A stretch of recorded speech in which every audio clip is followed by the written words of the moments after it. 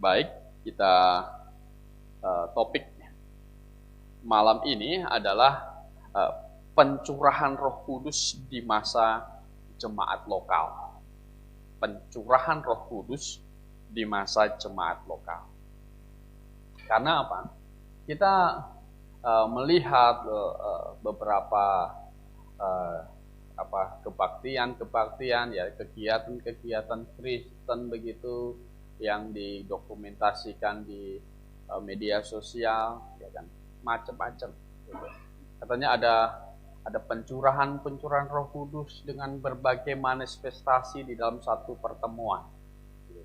Katanya itu pencurahan Roh Kudus. Oleh karena itu, ya, kita akan membahas pencurahan Roh Kudus di masa jemaat lokal. Ya, berbicara tentang pencurahan Roh Kudus ini sebenarnya di dalam perjanjian lama, ini satu peristiwa yang sudah dinubuatkan. Dan nabi yang menubuatkan ini salah satunya adalah Joel. Coba kita membuka kitab Joel.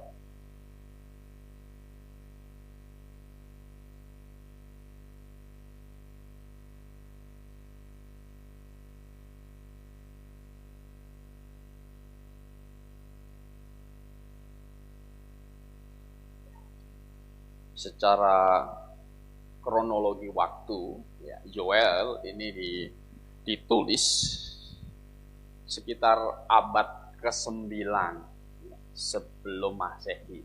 Jadi abad ke-9 sebelum Masehi begitu.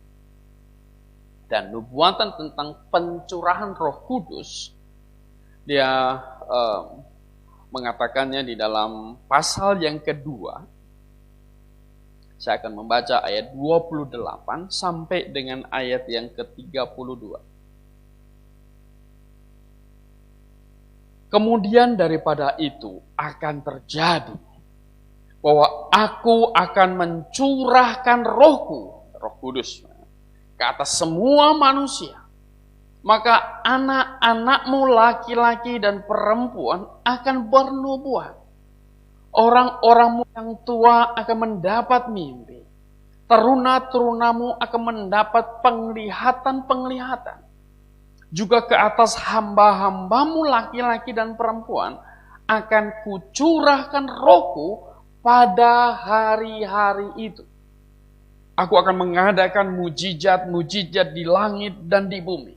Darah dan api dan gumpalan-gumpalan asap. Matahari akan berubah menjadi gelap gulita dan bulan menjadi darah sebelum datangnya hari Tuhan yang hebat dan dahsyat itu. Dan barang siapa yang berseru kepada nama Tuhan akan diselamatkan. Sebab di Gunung Sion dan di Yerusalem akan ada keselamatan seperti yang telah difirmankan Tuhan. Dan setiap orang yang dipanggil Tuhan akan termasuk orang-orang yang terlepas. Jadi, adanya aku akan mencurahkan Rohku di ayat 28 ke atas semua orang. Ini mencurahkan Rohku. Ya. Ini ayat 31 tadi ini sebagai satu tanda. Katanya sebelum datangnya hari Tuhan yang hebat dan dahsyat. Ada pencurahan Roh Kudus. Aku akan mencurahkan Rohku. Nah, jadi untuk melihat sebuah nubuatan. Jadi di dalam nubuatan ini menceritakan satu peristiwa, bukan hanya satu saja, tapi beberapa peristiwa yang akan terjadi di masa depan. Itulah nubuatan. Dan di dalam Yoel pasal 2 ini juga ada beberapa peristiwa. Ada peristiwa pencurahan Roh Kudus disebutkan di situ. Kemudian mujizat di langit dan di bumi, darah, api, gumpalan-gumpalan asap, matahari akan berubah menjadi gelap gulita dan bulan menjadi darah, katanya. Jadi kunci melihat nubuatan ini ibarat kita melihat gunung. Melihat gunung. Bagaimana melihat gunung? Saya gambar gunung. Nah, kadang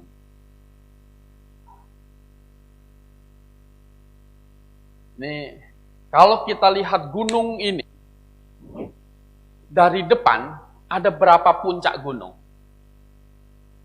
Ada 3. Ada 3 puncak gunung. Tetapi kalau gunung ini, seandainya gunung ini, kita lihat dari sisi begini.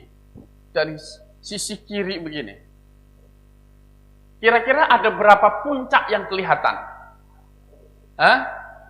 1. Nah, demikian nubuatan. Kadang nubuatan itu terlihat 1. Tapi kejadiannya akan bareng. Ya kan? Kejadiannya akan bareng, tetapi penggenapannya bisa tidak bareng. Karena di antara gunung-gunung, puncak-puncak gunung ini ada apa? Ada lembah-lembahnya. Maka di dalam perjanjian lama, nubuatan tentang kedatangan Yesus Kristus itu juga seakan seperti 1. Dia disalibkan, juga dia menjadi apa? Raja. Jadi Yesus disalibkan, juga Yesus dimahkotai jadi raja. Kelihatannya kayak 1 peristiwa, berdempetan sekaligus. Datang langsung dia jadi raja, gitu kan? Tetapi kalau dilihat dari depan, rupanya ada lembahnya. Nah, melihat nubuatan itu seperti itu. Jadi demikian kalau melihat Joel ini tentang pencurahan Roh Kudus, 1 peristiwa. Jadi Tuhan menubuatkan pencurahan Roh Kudus akan terjadi sebagai 1 peristiwa. Gumpalan asap, ada mujizat di langit, gitu. Ya. Kemudian apa katanya di situ? Matahari akan berubah menjadi gelap, ya. Bulan menjadi darah, gitu kan? Nah, jadi itu adalah peristiwa-peristiwa yang terlihat seperti langsung terjadi dalam 1 waktu, tetapi dalam penggenapannya tidak 1 waktu terjadi. Ternyata ada apa? Ada lembah-lembahnya. Jadi melihat nubuatan seperti itu. Melihat nubuatan seperti itu. Nah, jadi kita akan lihat bagaimana setat hari Tuhan. Karena tadi pencurahan Roh Kudus itu katanya menjelang datangnya hari Tuhan. Dan setatnya ini adalah itu pencurahan Roh Kudus, itu menjelang hari Tuhan, ada segala macam banyak peristiwa itu katanya menjelang hari Tuhan. Setat hari Tuhan kalau kita membuka Maleaki,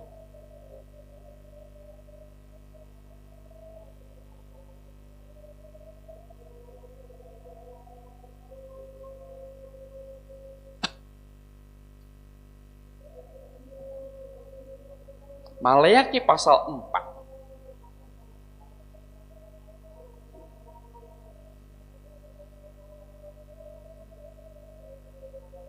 Maleaki pasal 4 ayat 5 dan 6 saya akan membaca. Sesungguhnya aku akan mengutus Nabi Elia kepadamu menjelang datangnya hari apa? Tuhan yang besar dan dahsyat itu. Maka ia, Elia, akan membuat hati bapak-bapak berbalik kepada anak-anaknya dan hati anak-anak kepada bapak-bapaknya, supaya jangan aku datang memukul bumi sehingga apa? Musnah. Jadi setatnya ada 1 tanda yang akan Allah berikan menjelang hari Tuhan adalah datangnya Nabi Elia. datangnya Nabi Elia. Dan Bapak Ibu yang dikasih dalam Tuhan, Alkitab memberi penjelasan bahwa Yohanes Pembaptis itu sebagai representasi dari Elia yang akan datang. Coba kita membaca di Injil Matius.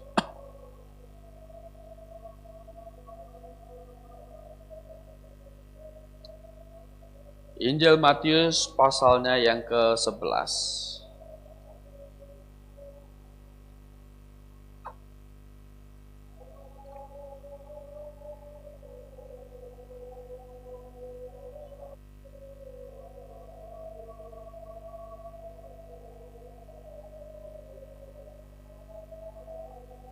Matius pasal 11 ayat 12 sampai dengan 14 saya akan membaca. Sejak tampilnya Yohanes Pembaptis hingga sekarang kerajaan surga diserong dan orang yang menyerangnya mencoba menguasainya. Sebab semua nabi dan kitab Taurat bernubuat hingga tampilnya Yohanes. Dan jika kamu mau menerimanya, ialah Elia yang akan datang itu. Jadi Yohanes Pembaptis ini adalah Elia yang akan tampil sebenarnya menjelang hari Tuhan yang dahsyat itu.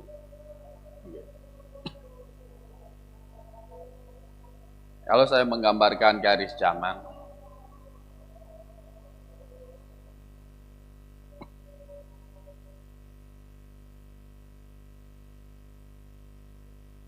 ini kejatuhan,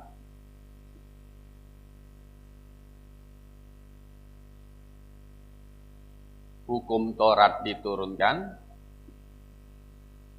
dan katanya tadi tampilnya Yohanes Pembaptis. Jadi ini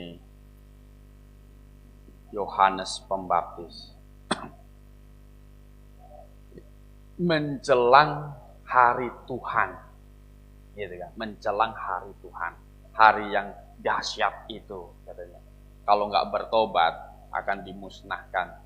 Ini adalah bicara tentang kedatangan Tuhan yang ke atas bumi. Tetapi Yohanes Pembaptis itu juga mempersiapkan jalan untuk apa? Menunjuk kepada kematian Tuhan Yesus. Seperti saya katakan tadi,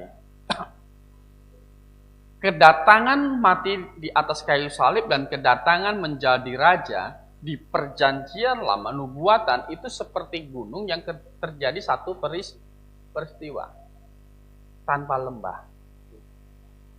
Dan sebenarnya antara penyaliban Tuhan Yesus dengan dia datang menjadi raja, ini ada masa di mana antikristus akan duduk di bait Allah dan minta disembah sebagai Allah. Yang di dalam kitab Daniel digambarkan sebagai kerajaan besi bercampur dengan tanah liat.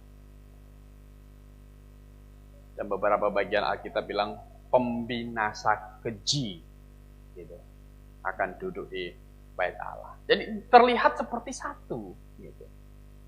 Tetapi sebenarnya ini dua peristiwa yang akan terjadi di mana ada lembah di dalamnya. Begitu. Dan setelah Yesus datang ke bumi, dia akan mendirikan kerajaan 1000 tahun. Kerajaan 1000 tahun, Yerusalem baru turun dari surga, katanya. Ini kotanya berbentuk kubus. Barulah ini akhir dunia, baru kepada kekal. Begitu. Nah, makanya waktu Yohanes Pembaptis tampil, Dia berkhotbah apa? Bertobatlah, kerajaan surga sudah apa? Dekat. Di khotbahnya seperti itu. Bertobatlah, kerajaan surga sudah dekat. Yang dia maksud kerajaan surga sudah dekat, ini adalah kerajaan 1000 tahun ini. Yang di dalam doa yang diajarkan Tuhan Yesus,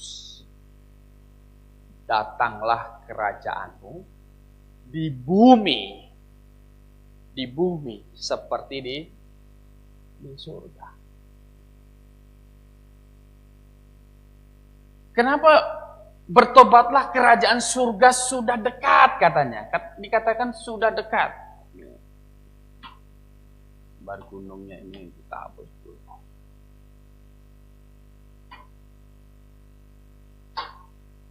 Sudah dekat.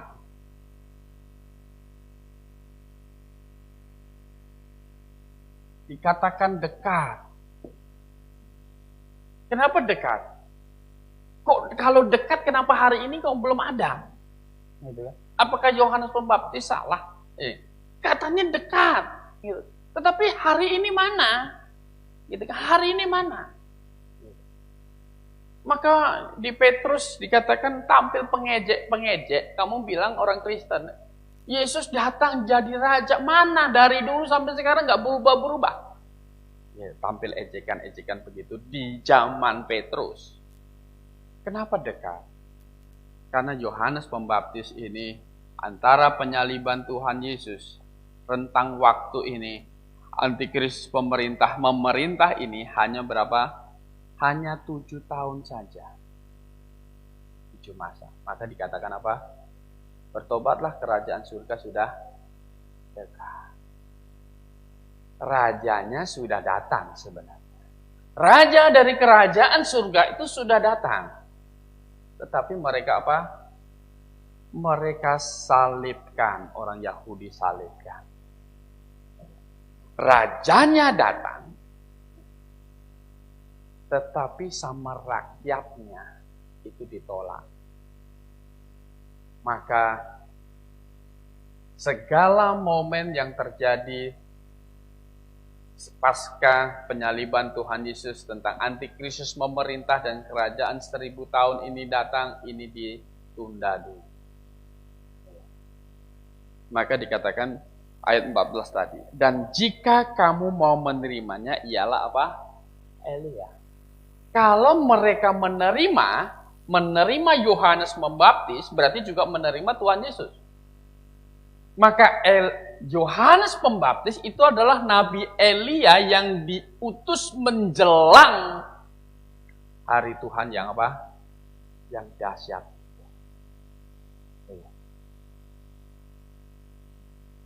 Kalau kamu menerimanya.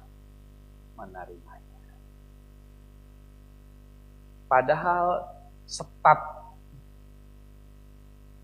akhir dunia, hari Tuhan, ini menjelang hari Tuhan.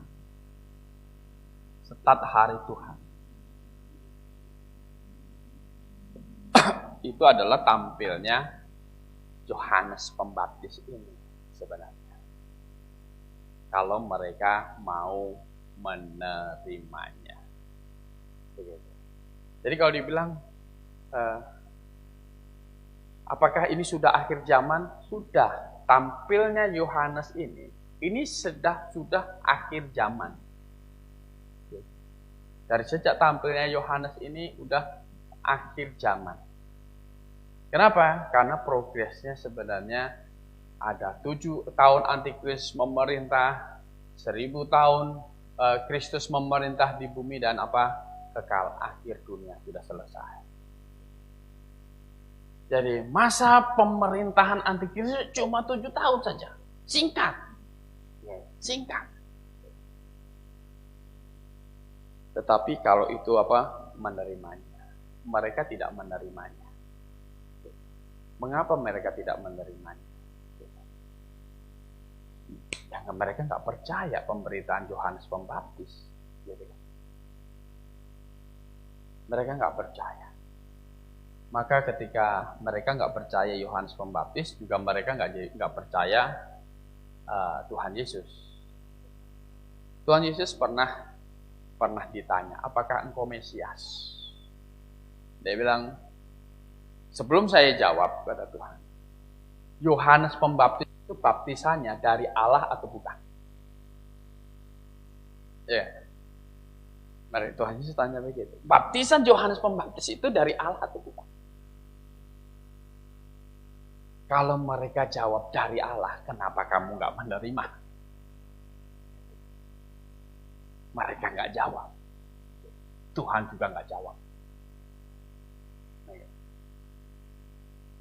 Karena Yohanes Pembaptis ini ditolak, maka ketika dia ditanya di dalam Injil Yohanes, coba kita buka Injil Yohanes.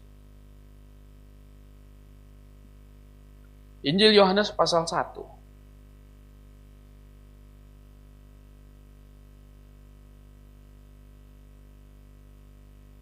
Ayat 19 dan 20 sampai 21 saya membaca. Dan inilah kesaksian Yohanes ketika orang Yahudi dari Yerusalem mengutus beberapa imam dan orang Lewi, jadi pemimpin agama ini diutus untuk tanya kepada Yohanes Pembaptis. Siapakah engkau? Ayat 20. Ia mengaku dan tidak berdusta katanya, aku bukan Mesias. Lalu mereka bertanya kepadanya, kalau begitu siapakah engkau? Elia? Dan ia menjawab, bukan. Engkaukah nabi yang akan datang? Dan ia menjawab apa? Bukan. Kok jawabnya bukan? Kata Tuhan Yesus, kalau kamu menerimanya dialah apa? Elia. Ya bukanlah, orang dia nggak diterima. Kan gitu. Kalau diterima dialah Elia. Kenapa Yohanes bilang, aku bukan Elia? Karena memang tidak apa? Tidak diterima. Karena tidak diterima, maka Yohanes Pembaptis, dan 7 tahun pemerintahan antikristus dan kedatangan Tuhan menjejakkan kaki di Bukit Zaitun itu ditunda.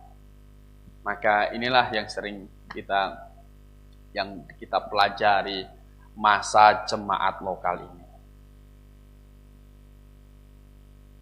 Saya menggambarnya begini.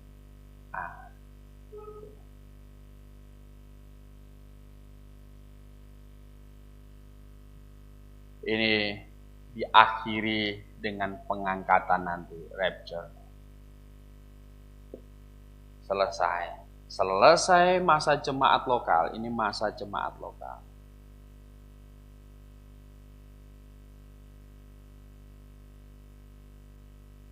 Selesai masa jemaat, maka ini dilanjutkan kembali.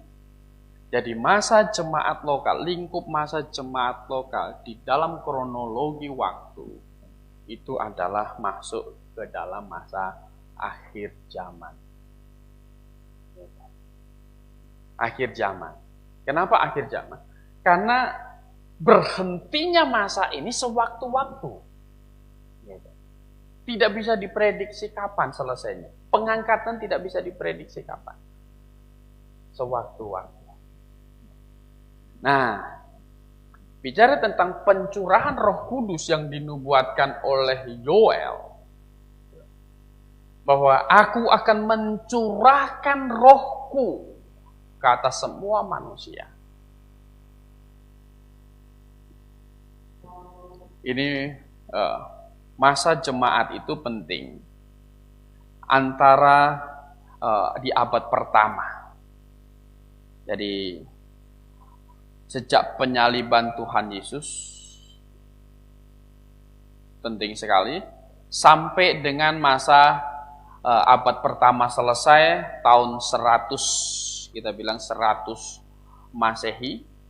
Ini penting, kenapa? Karena masa ini rasul-rasul masih hidup. Rasul-rasul masih hidup. Setelah masa ini, rasul-rasul sudah tidak ada. Artinya, Pondasi gereja itu sudah diletakkan.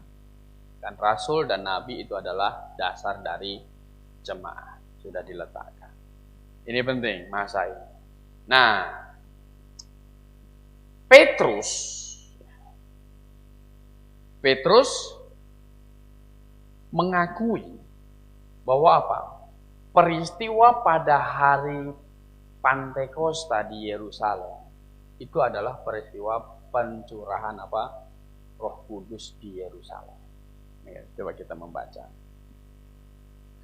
Kisah Rasul pasal 2. Ya. Dia memberi keterangan tentang peristiwa yang orang lain anggap mabuk, begitu ya. Coba peristiwanya.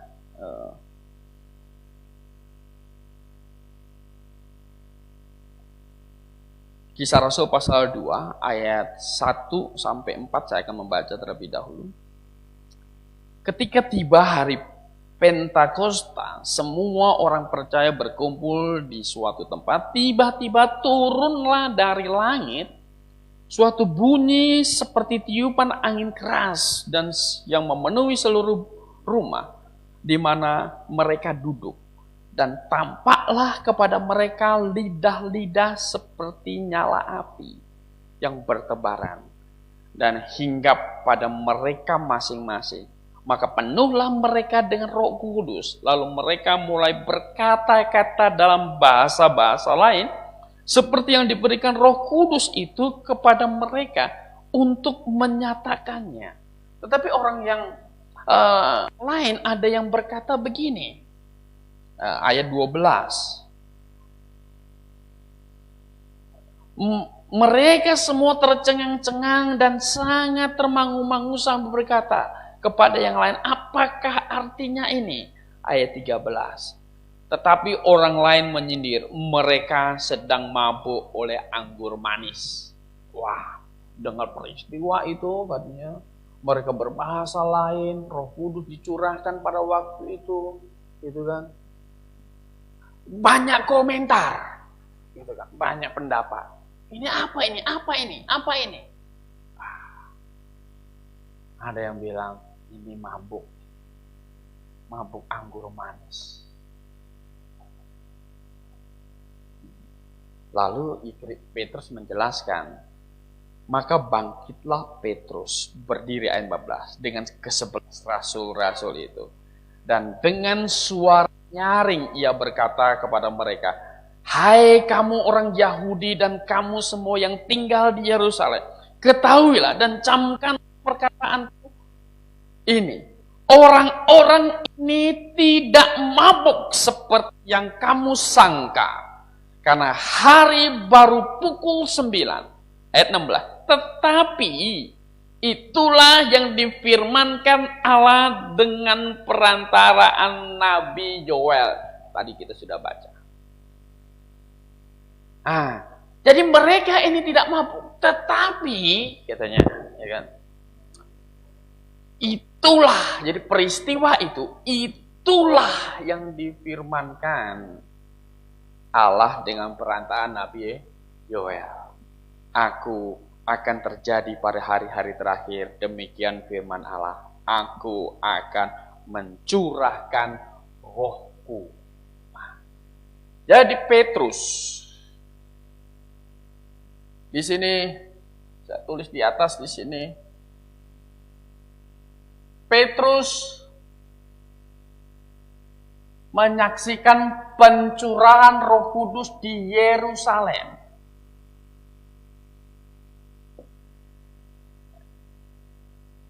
Dia menunjuk peristiwa itu adalah pencurahan Roh Kudus. Terjadi di Yerusalem. Kemudian Petrus juga menyaksikan pencurahan Roh Kudus di Yudea. Di Yudea itu di rumah Kornelius. Coba kita membaca Kisah Rasul pasal 10.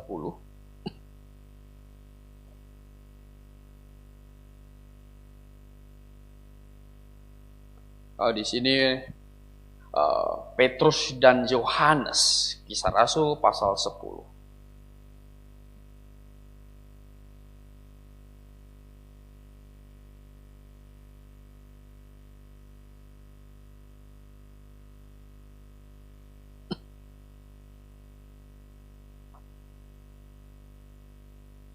Ayat 44.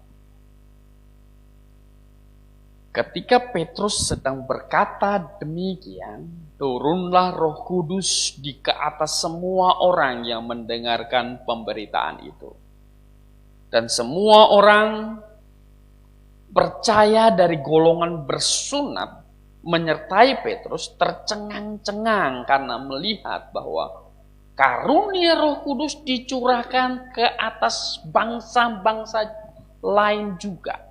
Sebab mereka mendengar orang-orang itu berkata dalam bahasa roh dan memuliakan Allah. Lalu kata Petrus, bolehkah orang mencegah untuk membaptis orang-orang ini dengan air, sedangkan mereka telah menerima Roh Kudus sama seperti kita? Lalu ia menyuruh mereka dibaptis dalam nama Yesus Kristus. Dibaptis dalam nama Yesus Kristus. Supaya ia tinggal, kemudian mereka meminta Petrus supaya ia tinggal beberapa hari lagi bersama dengan mereka. Jadi orang-orang ini belum dibaptis tadinya, tapi sudah akhirnya turun apa? Roh Kudus. Jadi Petrus juga menjadi saksi pencurahan Roh Kudus di Yudea dan bikin golongan orang bersunat itu tercengang. Rupanya bangsa lain juga bisa terima Roh Kudus. Cornelius kan orang Romawi.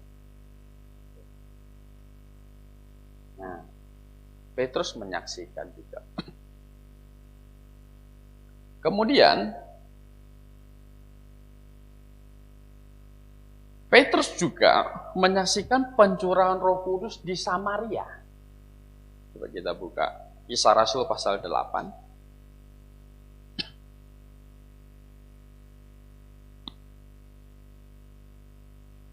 Kisah Rasul pasal 8. Di Samaria ini orang-orang sudah percaya Yesus, ya kan? Sudah percaya Yesus oleh pemberitaan Filipus, tetapi belum terima Roh Kudus. Kenapa? Karena belum ada pencurahan Roh Kudus di Samaria. Maka orang rasul-rasul dari Yerusalem mendengar dan mengutus Petrus dan Yohanes, ayat 14. Ketika rasul-rasul di Yerusalem mendengar bahwa tanah Samaria telah menerima firman Allah, mereka mengutus Petrus dan Yohanes ke situ. Ayat 15, setibanya di situ kedua rasul itu berdoa supaya orang-orang Samaria itu beroleh Roh Kudus. 16, sebab Roh Kudus belum turun di atas seorang pun di antara mereka, karena mereka hanya dibaptis dalam nama Tuhan Yesus. Padahal tadi yang di Cornelius dibaptis juga dalam nama apa? Tuhan Yesus juga. Jadi sebenarnya bukan masalah utamanya masalah baptisan ini, tetapi masalah belum ada pencurahan Roh Kudus sehingga orang percaya tidak menerima Roh Kudus. Ayat 17, kemudian keduanya menumpangkan tangan di atas mereka, lalu mereka menerima apa? Roh Kudus. Ya, jadi yang ketiga ini Petrus tambah Yohanes. Turunnya Roh Kudus, pencurahan Roh Kudus itu di Samaria.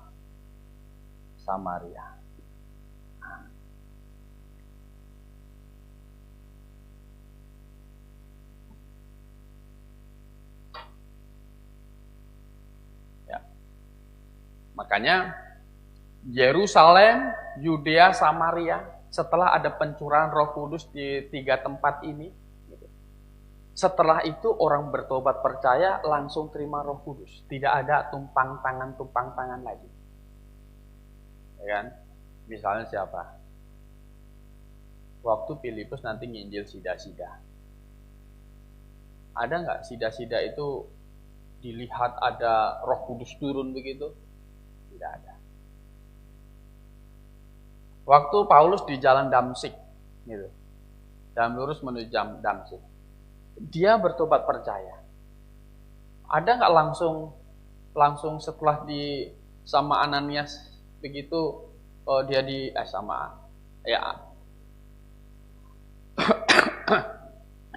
dibaptis sama Ananias gitu, kemudian apakah dia langsung ada fenomena begitu? Tidak. Dan orang yang dibaptis Petrus, 3.000 orang di Yerusalem, tidak ada lagi fenomena pencurahan Roh Kudus. Kenapa? Karena hanya terjadi satu kali, cukup terjadi satu kali di Yerusalem, di Yudea, di Samaria. Ini untuk wilayah daerah Palestina. Dan ada satu tempat lagi. Di Kisah Rasul pasal 19 ini yang menyaksikan adalah Rasul Paulus. Kisah Rasul pasal 19.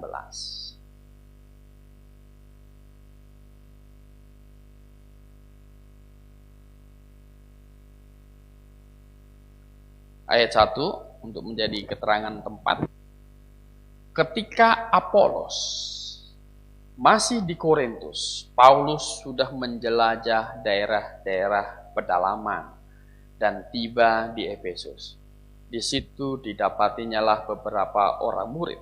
Jadi di Efesus ayat 6, setelah diberitakan Injil, dan ketika Paulus menumpangkan tangan di atas mereka, turunlah Roh Kudus ke atas mereka. Dan mulailah mereka berkata-kata dalam bahasa lain gitu. Dan bernubuat. Jadi yang keempat, ini rasul penting. Paulus menyaksikan peristiwa itu terjadi di Efesus. Kota Efesus ini adalah kota di luar Palestina. Kota inilah yang mewakili ujung bumi. Artinya, setelah terjadi pencurahan Roh Kudus di kota Efesus, maka dimanapun tempat sekarang, orang bertobat dan percaya langsung mendapat apa? Roh Kudus. Nah, 4 tempat ini di Kisah Rasul pasal 1 ayat 8, Tuhan Yesus berkata apa? Kisah Rasul pasal 1 ayat 8.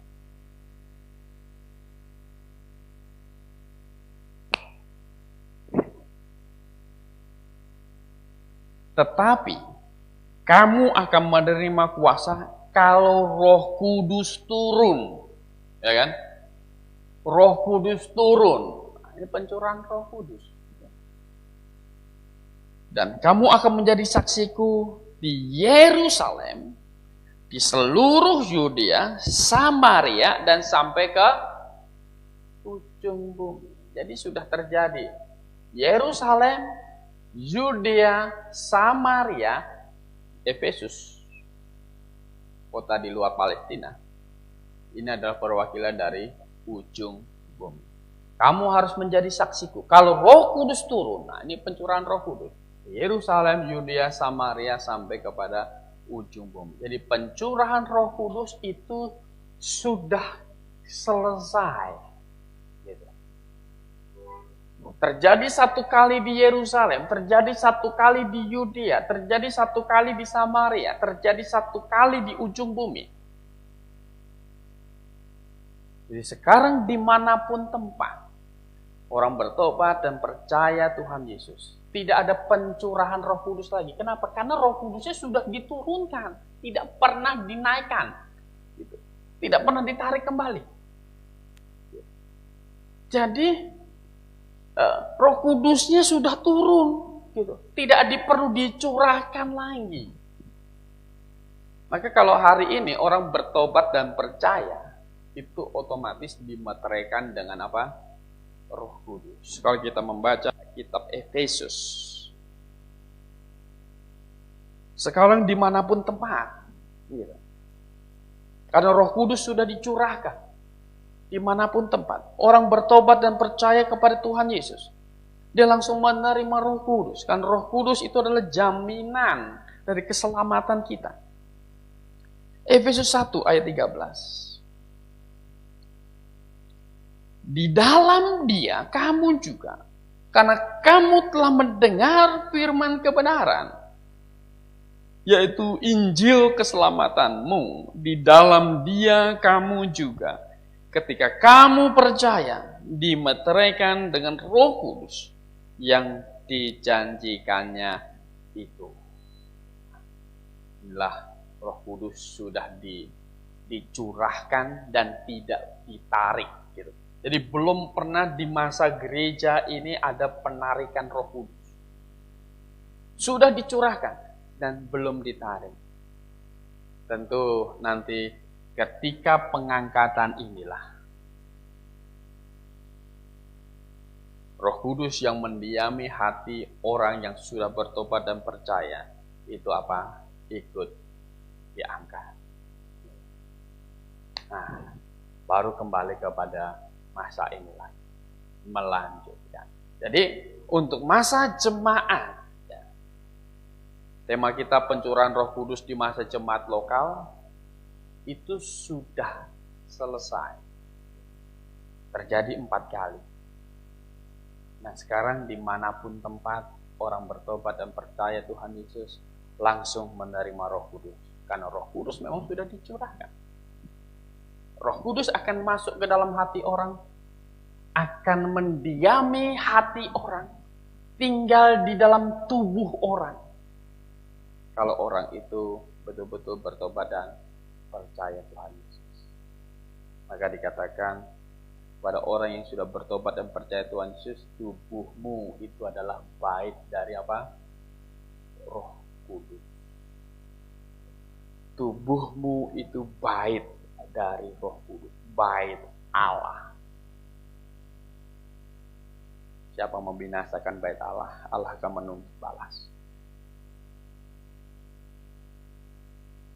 Jadi tidak ada lagi pencurahan Roh Kudus lagi seperti yang dilihat oleh apa tadi di Samaria itu Simon. Akhirnya Simon minta mau bayar katanya, gitu kan. Lihat Petrus tumpangin tangan begitu, Roh Kudus turun, dia mau bayar. Supaya apa? Supaya kalau dia tumpang tangan, gitu kan, Roh Kudus juga langsung masuk. Nah, Petrus bilang, binasa kamu dengan uang-uangmu itu. Jadi sekarang sudah tidak ada lagi. Ketika orang bertobat percaya Tuhan Yesus, saat itu dia dimeteraikan dengan Roh Kudus sebagai jaminan dia adalah milik Allah. Jadi pencurahan Roh Kudus di masa jemaat lokal tidak ada lagi, karena Roh Kudus tidak pernah ditarik ke atas. Roh Kudus ditarik ke atas itu adalah nanti saat pengangkatan. Jadi tidak ada tiap hari Pantekosta menunggu turunnya Roh Kudus lagi. Nggak ada lagi. Hari Pantekosta menunggu Roh Kudus turun. Nggak ada. Puasa, Roh Kudus nggak turun. Loh, kok kayak orang di Alkitab itu kemudian pada itu biasanya itu pencurahan Roh Kudus? Bukan, itu bukan Roh Kudus. Yang Roh Kudus sudah apa? Ya, Yerusalem, Yudea, Samaria, ujung. Tuhan Yesus berkata, kamu akan menjadi saksiku kalau Roh Kudus turun. Yerusalem, Yudea, Samaria, dan ujung. Sudah terjadi.